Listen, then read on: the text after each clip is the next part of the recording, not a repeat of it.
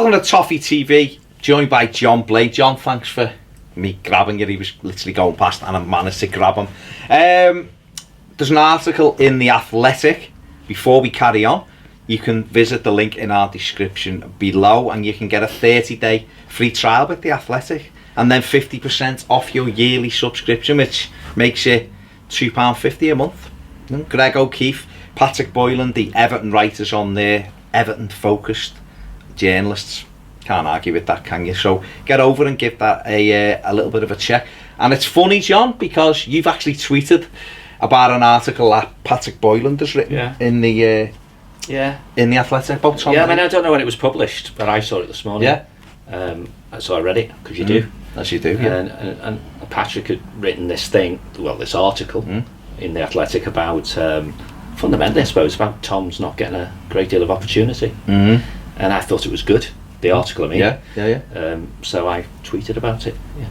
I'm not paid for that, I just did it. I think the thing with... Because I thought it was a good article. It's good, yeah. I mean, what Paddy has highlighted there, I suppose, is that there's been a reduction in Tom's game time over the last couple of years. I was passing, because I was on my way home. I'd been to see John Van doing some shareholder stuff as you do. In the Wirral, and he was mentioning to me that it's like half. Is it half what it was the year before, or the season before? Basically, he hasn't done anything. Well, this year season he hasn't had anything yet. But I mean, last season, the season before, there was a big drop off, wasn't there? So 2017-18, because I think that's in the article. Which is all in the article. Paddy has noted that you've got them written there. 1,905 minutes. All right, yeah. In the 17-18 season. As opposed to under Marco last season, he only had 976 minutes. Right. So it's also less than 1,000 minutes reduction, isn't it? Yeah. I suppose it's just a little bit more than half. So would you say at the moment, and this is something Paddy says actually in the thing, he's at a fork in the road really with his Everton career, because he just signed a 4-year deal not long ago, didn't he? In the summer, In the summer, more improved terms and everything else. But there was a pathway to which has been explained, his career pathway. But then obviously, I think what has alerted a lot of people, not so much the Premier League game so far this season, but the fact that he wasn't included for the Lincoln City game away. I think a lot of people were like, well, where is he? This is a lad who was captain last season. Well, that's right. That's what it explains, isn't it? Because most of us would just naturally, when there's certain players are not included in the matchday squad for the Premier League, and then obviously it's slightly different when it's in either of the cups. Yeah. If they're not in it, and he was one for the Lincoln game, you think, oh, must be injured, being tweaked or whatever. Yeah. And then the manager says, no, it was tactical.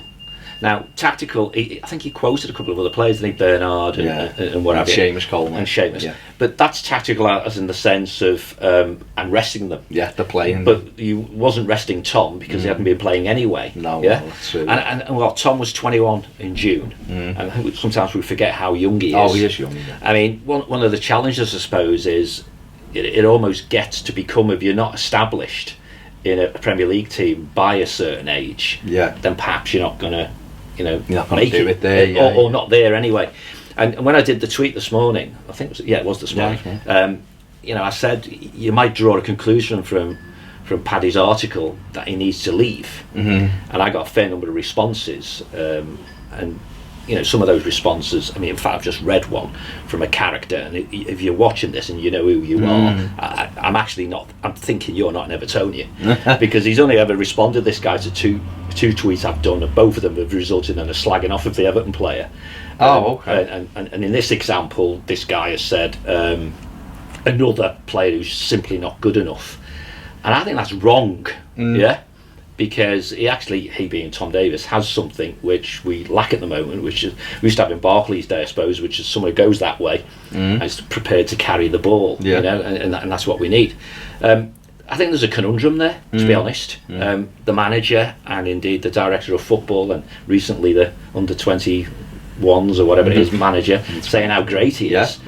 But nice words are nice, but you've got to have minutes, haven't you? And when I was speaking to John Van earlier on, I was saying, well, I remember speaking to Kieran Dowell a couple of years ago, and because John's saying he needs to go out, about Tom, needs to go out on loan somewhere, but John attached to that, he needs to go out on loan if he's not going to get a game. And I think the issue is the manager thinks he is going to get a game, because that's why they've not sent him out on loan. Yeah. But when I spoke to Kieran a couple of years ago, he said, and he knew he had to go out on loan. And of course, that's predominantly what he's been doing. But it has to be the loan to the right club. The right one. You know, so I think I'm assuming that in August time, our view very much was, yes, we've just signed this lad up for longer. He's going to get game time, but we've subsequently perhaps gone out and bought midfield players. We were always going to get Gomez. Yeah, Delph's there, isn't he? And obviously JP. JP's injured, so that might make it even more difficult for Tom to go anywhere, because we're a man down. Yeah. And I think, as the article rightly says, if you start, and I think that the article's crafted quite well, because it talks and leaves the audience or the reader to make their own conclusion. Hence mine was, he needs to leave, but not necessarily permanently. You know, so, because he's behind Schneidlin in the pecking order as well. So. I think the thing what I found with Tom is he's listening to a lad who's played over 80 times for Everton. He's 21. Yeah, you just know, 21. I think June, wasn't it? Yeah, June it was. Yeah. So I think he's got a lot to offer. I really do. I think he'll continue to improve. The problem he will have is, obviously, like we've just said, there's those three players, but it also is convincing a manager where to play him. I was going to say, I think he is an all-action midfielder. I don't think I feel as though potentially he's better, as you said before, going that way, as opposed to being a defensive midfield player. But Adi Boothroyd just played him sitting in front of the back four for the 21s. He was captain last week against Turkey in Istanbul. He was brilliant. And he was captain the other day against Kosovo, I think it was, and he said he was exceptional. So in the role that he failed at, if you like, at home to Tottenham, and so whether he's been a bit of a victim of it didn't hang together there, and we can all try and second guess, can't we? Because I mean, that's why the article's quite good, I think, because it leaves the audience or the reader to make their own judgments. But you've just nailed it. Where do you play him? Where do you play him? If we go by a yearish ago or whenever it was, not quite that long, is it? But that the manager thinks, I've got better defensive midfield options than Tom. So you really, I mean, who would you say he's competing against defensive midfield wise? He's competing against Schneidlin, Delph perhaps. Yeah. But no one else is a pure defensive style midfield player. With JP being injured. JP will be, but we haven't seen him. But he's injured. So that's the two. So he's 2+1 who's injured.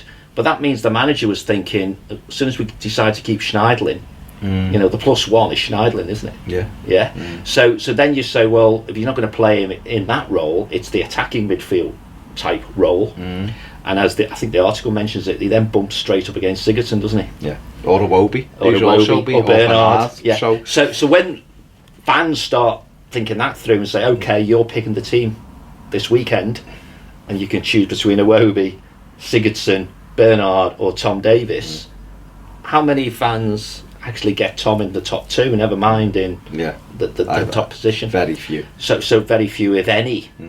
So I think that's the nature of our squad, getting deeper, to be honest. It is, and I suppose the challenge for him is just to get better, isn't it? It's as simple as that. You've got to get better, you've got to play. Well, no, there is that, of course, but sometimes people get, and this happens with Dominic Calvert-Lewin as well, people get wound up in, he's not in our team now, sell him, get rid of him, and it's like, well, he's only young, let him, you've got to have players who make up your squad, who are good at what they do. They mightn't be the very best, but kids have got to be allowed to grow. I think for Tom, I don't see any benefit from him going and playing in the Championship. He's played 80 odd Premier League games, but maybe a loan like John Joe's got, somewhere like that in the Bundesliga, where he's playing top flight in front of big crowds, build his confidence up and try to improve. But none of that can happen till January. No, so he's just going to have to work doubly hard in training. I mean, he had a text message from one of the, the article points out, but I've also seen it everywhere else.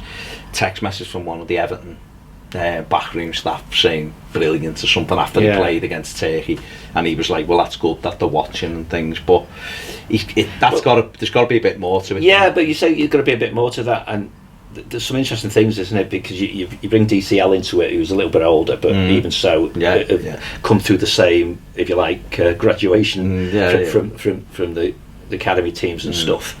Is we perennially in football, not just at Everton, players get better when they're not playing. Apparently, of course, and players who do play get worse. Yeah, And you just fear, and that's why they've got to be allowed to grow, that if Tom had been getting the game time, particularly in the difficult period last season, when DCL was getting it, whether he'd be the next whipping boy and all that sort of stuff. So all that's got to come into play. I think the best part of, not so much the article itself, because I thought the article was reasonably well crafted and stuff, drew you into working it out for yourself, was neither the player nor apparently his his agents and the like are concerned. No. Now, he's a kid, isn't he? Yeah, but we've talked on this, and at Business Matters we've talked on it as well. One of the things that Brands, we think, is doing in developing the squad and the depth of the and all that good stuff, is explaining to players where they fit, where they are in the pecking order, why decisions are being made, and what they need to do about it to get into the team. So the agent and the player are currently comfortable because they know what the plan is. Which could have, I don't know, it could have been, who knows what the plan might be, with a view that says, and if it's not really happening for circumstance, because if we just go on a run of winning games, then they're not going to change it, are they? No, of course. And then come January, he could end up going somewhere, I suppose. If he's had very few minutes, you say, well, how do we know we're going to get any more? But we will go through periods as well when there's a high concentration of games. Of course, and there's injuries to contend with, as we've seen. So and suspensions when Schneiderlin's collected all the necessary number of unnecessary cards.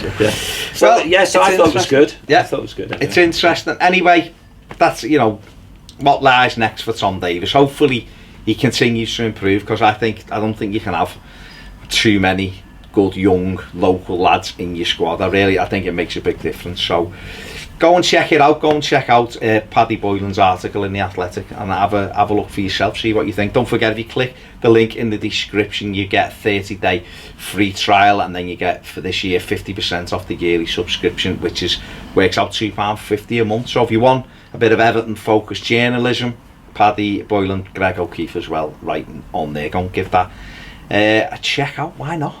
Big thanks to John for jumping out of his car on the way through so he could come and do this with me. And if you haven't coffee, you got a coffee at your drink. If you haven't subscribed, please do so. Give the video a thumbs up, and get over to Patreon if you want more videos. See you later.